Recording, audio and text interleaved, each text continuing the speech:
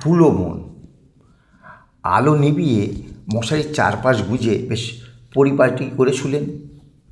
বাইরে ঝিপঝিপ বৃষ্টি, সেই শব্দ শুনতে শুনতে ঘুম প্রায় এসেই গেছে।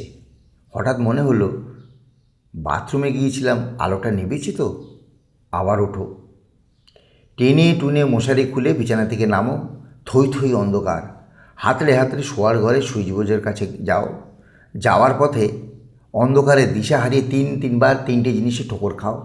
চেয়ারে পা, আলমারিতে কপাল, জানালার পাল্লায় হাত। ঘরের আলো জ্বেলে করিডোর থেকে বাথরুম দেখা গেল। আলো নেভানো হয়েছে, নিশ্চিন্ত। এবার আবার শোয়া যেতে পারে।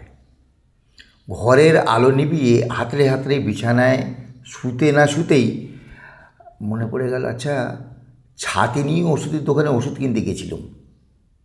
কিছুটা যাওয়ার পরে বৃষ্টি থেমে গেল। তখন ছাতাটা মুড়ে হাতে ঝোলালুম।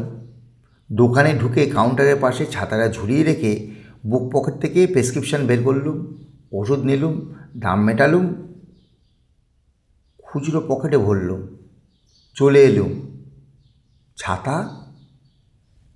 ছাতাটার কি হলো? আর তো মনে পড়ছে না। ছাতা তুলেছিলুম না তুলিনি? এই আমার তৃতীয় ছাতা। আবার মশারির পাশ থেকে তুলে নেমে এসো।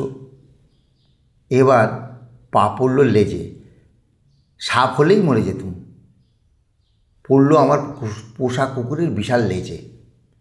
খাটের তলায় গিরগিটির মতো শুয়ে থাকে, কিন্তু নিজের দৈর্ঘ্য লেজ সম্পর্কে বিশাল কেয়ারলেস।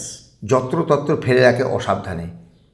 কুকুরের লেজ আর মেয়েদের শাড়ির আঁচল, নিজেদের জিনিস, অথচ হুঁশ থাকে না।